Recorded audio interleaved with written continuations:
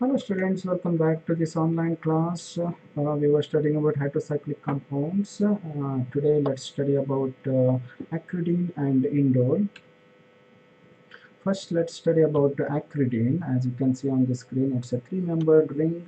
Um, Two of the rings are benzene rings, and the one in the middle, that ring is a pyridine ring, so it has got one nitrogen atom as a hetero atom.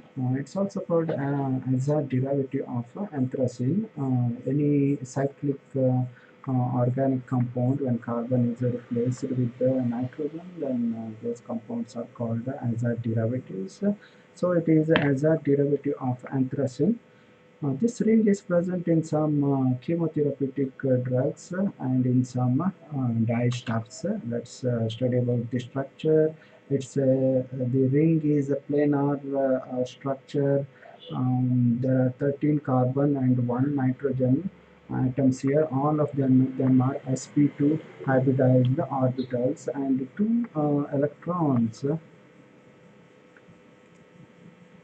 Two electrons, what you can see here, these are from sp2 hybridized orbitals of nitrogen. That means nitrogen is going to give one unhybridized p orbitals, and all other carbons also they are going to give one unhybridized p orbitals. When in the Huckel rule, when we replace a n with the 3, it is going to be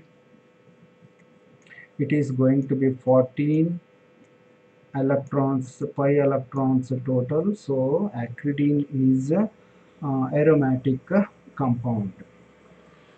Right, let's go to the synthesis next. Ullmann synthesis, that is the first method of synthesis. In this we are going to treat bromobenzoic acid.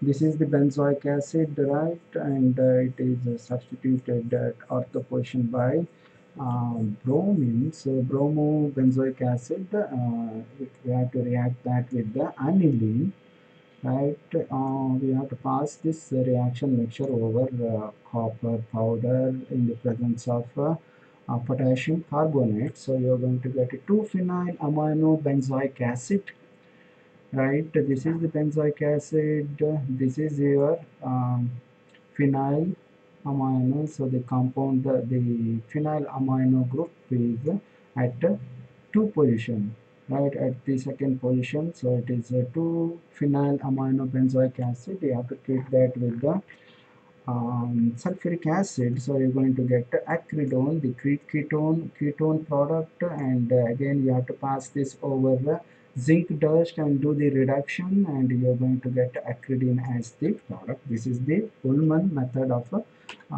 synthesis. So next is by oxidation. Which one you're oxidizing? You're oxidizing 2-methyl phenyl amine diphenyl, sorry, 2-methyl diphenylamine. So this is your diphenylamine.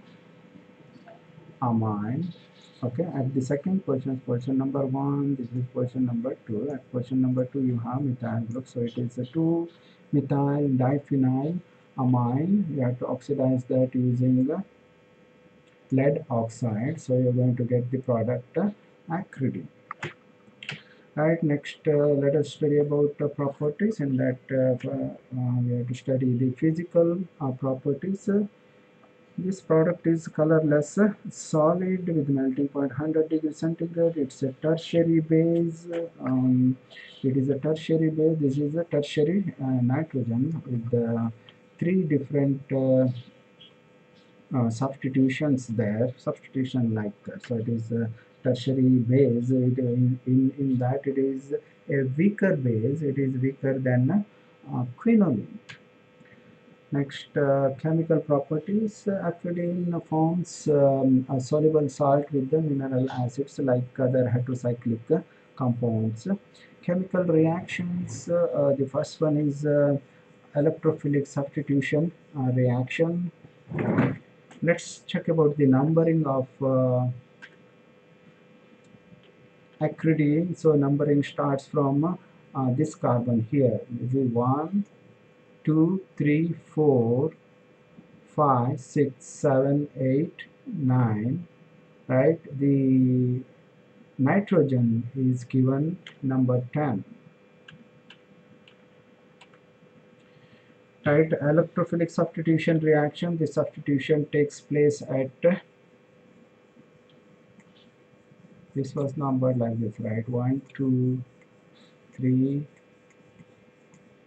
4, 5, 6, 7, 8, 9, and nitrogen is number 10. So we are going to get 2 and 7, 2 and, let's see, yeah, 2 and 7 substituted products. So electrophilic substitution will give us 2 substitution or 2 bromoacridine, and then 2,7 dibromoacridine. These are the products we are going to get.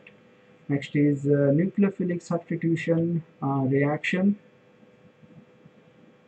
Right here the substitution is going to take place at ninth position. This is the ninth position. So when acridine reacted with the sodamide, so you're going to get in the presence of ammonia, and you heat the reaction, so you're going to get 9 substituted product, that is acridine 9 amine. So here it is a nucleophilic substitution reaction. Here is your nucleophile, that is amine, and it's going to attack on here. So you're going to get acridine 9 amine as a product. So next is oxidation. We are going to do the oxidation using alkaline potassium permanganate. 2 molecules of um, carbon dioxide are going to get removed, and 1 molecule of water is going to get removed. So you are going to get quinoline 2,3-dicarboxylic acid as the product. So next is reduction. 2 types of reduction can take place: mild and in mild and severe conditions. In mild conditions, so you're using hydrogen over nickel. So you're going to get 9,10 dihydro. This is ninth position. This is your 10th position. So 9,10 dihydro acridine, that is what you're going to get. And with the severe reduction condition, using hydrogen or platinum oxide and tetrafluorocarboxylic acid. In the presence of tetrafluorocarboxylic acid, you are going to get octahydroacridine. So 8 positions of carbon positions are going to get hydrogenated. This is 1, 2, 3, 4, 5, 6, 7, 8. These 8 positions are going to get hydrogenated, and you are going to get octahydroacridine. There should be a double bond over here, and it should be like hydrogen over here at this position.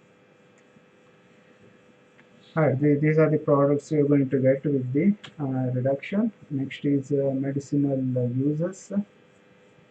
First one is tacrine. Right, it's a amino substitution compound. Also, it is partially reduced over acridine.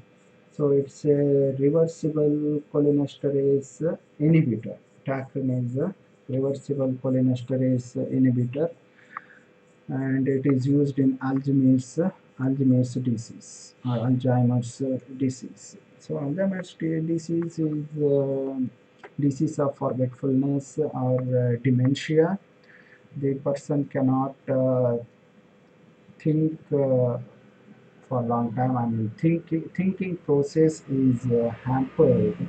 Actually, for thinking process, you need acetylcholine. You need acetylcholine for the thinking process. But what happens is acetylcholine is broken down by cholinesterase enzyme.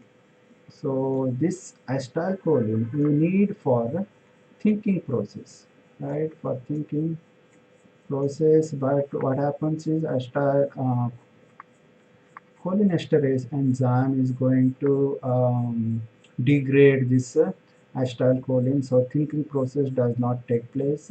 So this tacrine is going to act on that cholinesterase. So tacrine is cholinesterase inhibitor.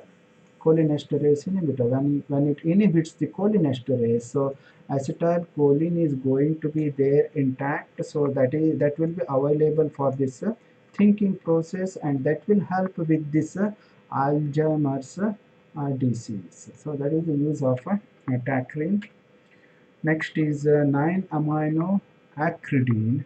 9-amino acridine is the medicinal compound. It is highly fluorescent dye, right? It is used as a antiseptic and disinfectant.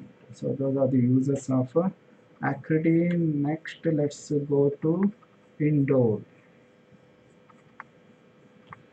Right, as you can see on the screen, indole is a combination of pyrrole and benzene rings. Two cyclic rings are here, and they are fused to alpha beta portion of pyrrole. So this is pyrrole. This is the carbon at alpha position to that nitrogen.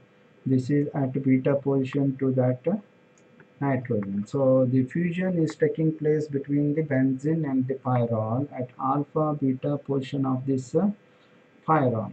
So the indole occurs in coal tar, right, and it also occurs in oils of jasmine and orange blossom. So this is the jasmine flower. Um, right, you have to take the extract of this jasmine, right? So that extract will have this indole, and the smell of the jasmine is because of this indole in that.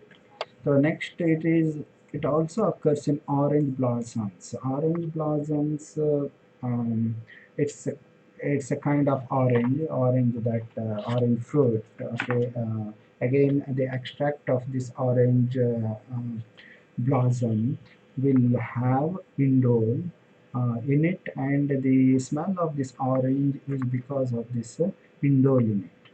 And it is also found in alkaloids and amino acids. Alright, next we'll study about structure. Like other heterocyclic compounds, it's a planar compound, and there are 8 carbon and 1 nitrogen here. Right, these two electrons, they are going to come from your unhybridized p orbitals. So it's going to be n equals 2 in this case, 4n, that is 8 plus 2 equals to 10. So there will be total 10 electrons, pi electrons.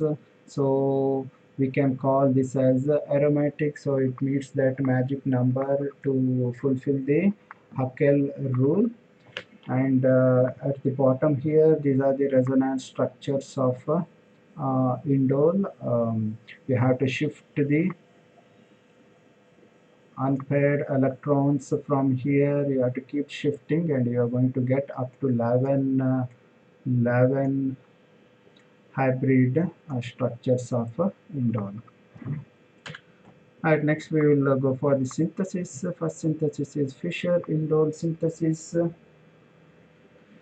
So what you have to do in this is you have to take phenyl hydrazine, right? That is phenyl hydrazine. Phenyl hydrazine, you have to react that with the pyruvic acid.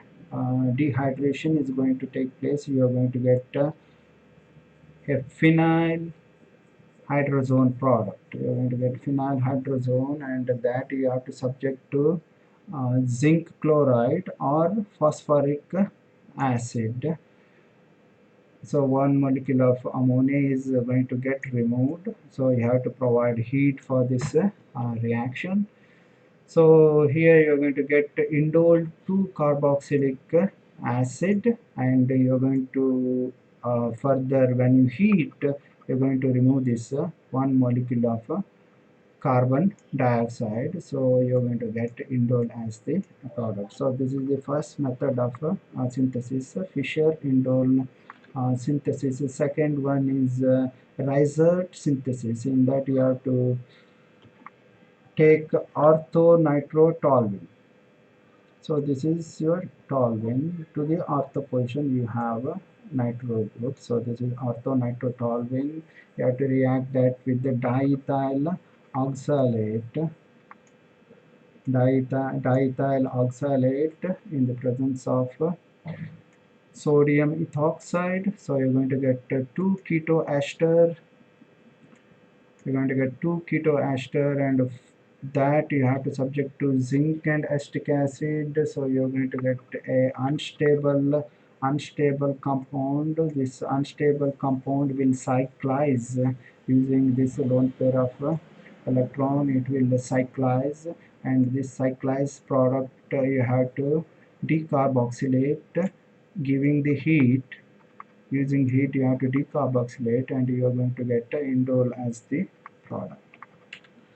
Third method of synthesis from toluidine. This compound is called toluidine, orthotoluidine. Right, you have to react that with the formic acid using heat. So one molecule of water will be removed. Dehydration reaction. You are going to get N-formyl, N-formyl, N-formyl toluidine. N-formyl toluidine is the product, and you have to further heat this reaction for dehydration using potassium tertiary butoxide. Potassium tertiary butoxide. So you are going to get indole as the product. So that is the third method of synthesis of indole. Next is properties, physical properties. It's a colorless volatile solid with melting point 52 degrees centigrade. It's sparingly soluble in water or cold water. It completely dissolves in hot water and most of the organic solvents like ethanol, ether, and chloroform. Next is chemical properties. It's a basic compound. It acts both as acid and base. As a weak base, it, it is polymerized with the strong acids, and it reacts with the potassium hydroxide and Grignard reagents. We have come across this in pyrrole. Okay, you can refer to that. Then it has a pleasant and flowery odor, which we have come across. It's in jasmine flower and orange fruits. Next is chemical reaction. First one is electrophilic substitution reaction. Question is where is it going to attack the electrophile? Is it going to attack on the third carbon or the second carbon, drawing the structure, doing the attacks on carbon number 3 and carbon number 4. Carbon number 3 is going to give you two hybrid structures or the intermediate structures, but attack at 2 is going to give you only one hybrid structure. So we can say the attack is going to take place at the carbon number 3. Here you can see the very unstable situation here with the positive charge on the nitrogen. Even though that is there are possibility of at least two, or we can write at least two resonance structures. So the electrophilic substitution is going to take place at carbon number 3.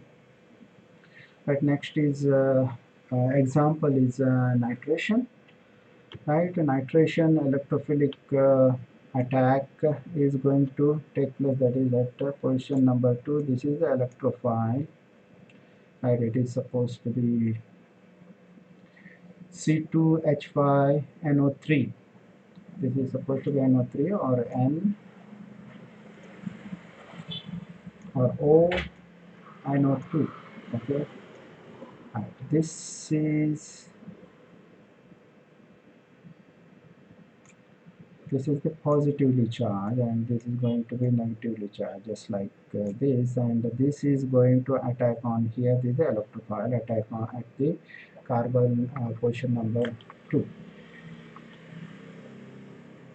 sorry, at the carbon position number 3. This is the third position, 1, 2 and 3. So you're going to get 3 nitro indole. Next is sulfonation.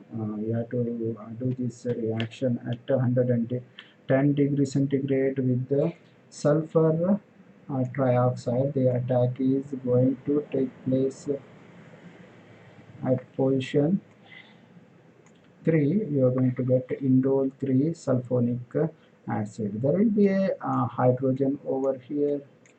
Okay, that hydrogen is going to join with that sulfur trioxide and you are going to get sulfonic acid as the group. We have to do this reaction with the medium pyridine and heat it at 110 degrees centigrade. That is sulfonation. Next is bromination. Bromination, what happens here because of the reaction conditions. This is one bromine, this is another bromine. It is going to be partially positively charged and partially negatively charged, and this bromine will attack on here at position number 3 in the presence of dioxide and 0 degree centigrade. So you are going to get 3 bromo indole. Next is the Friedel-Crafts acylation. Indole reacts with the acetyl chloride.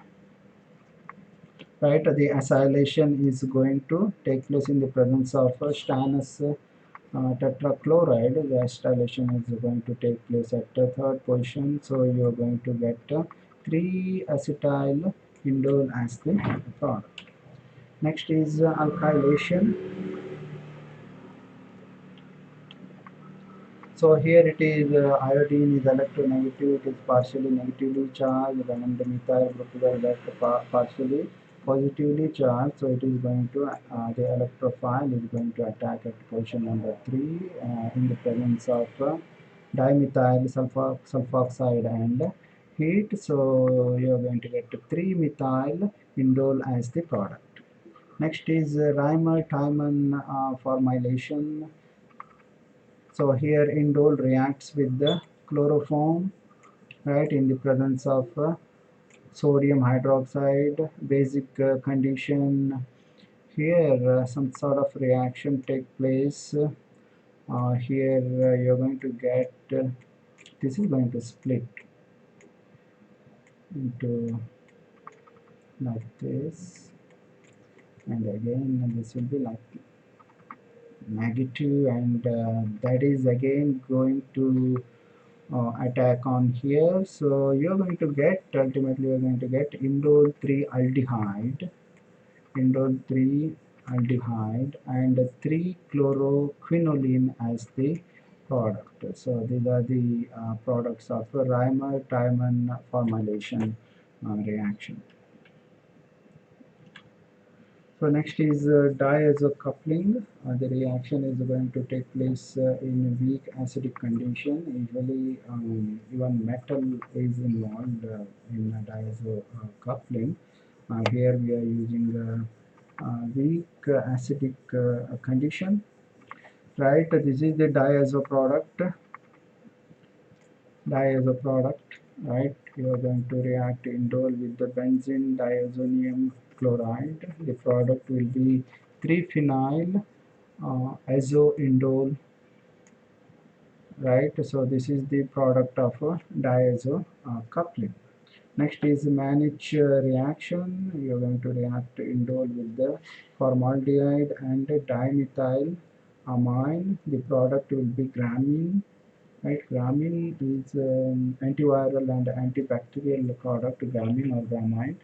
So the gramine is also 3-dimethyl amino methyl indole. 3-dimethyl amino, right? Methyl indole. So that is the product of a managed reaction.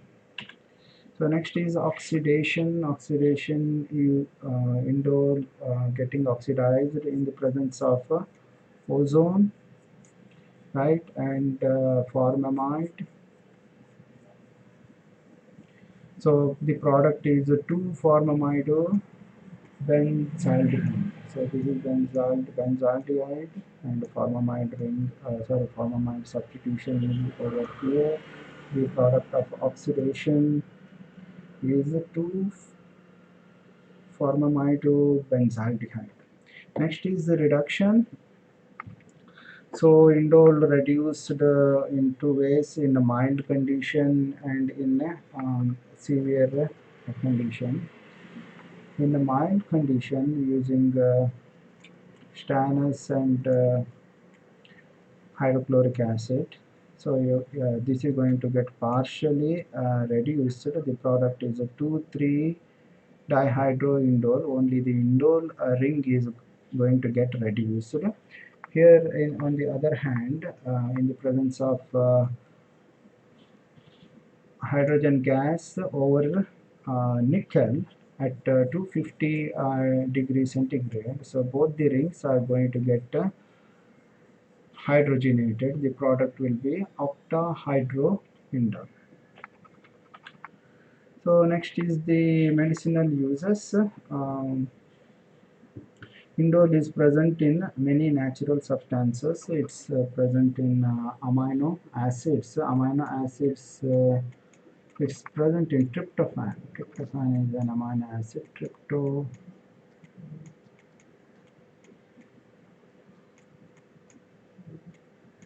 It is present in tryptophan. It's an amino acid.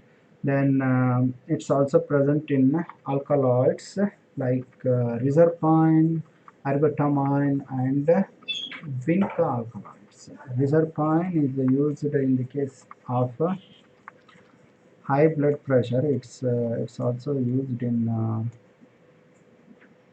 shock and heart failure. Ergotamine, it's used in case of headache and cluster headaches. In those cases, it is used. Vinca alkaloids like vincristine, vinblastine, you might have heard of. They are used in case of cancer. So next is the individual medicinal compounds. There is a group of a compound called triptans. Examples are sumatriptan, rizatriptan, and zolmitriptan. These are used in the treatment of moderate to severe migraine and cluster headaches. This is the structure of rizatriptan. Here's the indole ring in the middle, right? So these are used in migraine and cluster headaches. These are the derivatives of indole. Next derivative is pindalol. Pindalol is a non-selective beta blocker. This is the structure of pindalol. So here is your indole ring, right? A non-selective beta blocker. What is a non-selective beta blocker? So beta blockers, there are selective beta blockers and non-selective beta blockers. In beta receptor, you have a beta 1, beta 2, right? So some beta blockers, they act only on beta 1, some only act on beta 2, some act on both. They don't select which one. So such beta blockers are called non-selective beta blockers. So it is used in cases of hypertension and angina pectoris. and then pectoris is the chest pain because of the short supply of oxygen to the heart. So that is which is called ischemic heart disease.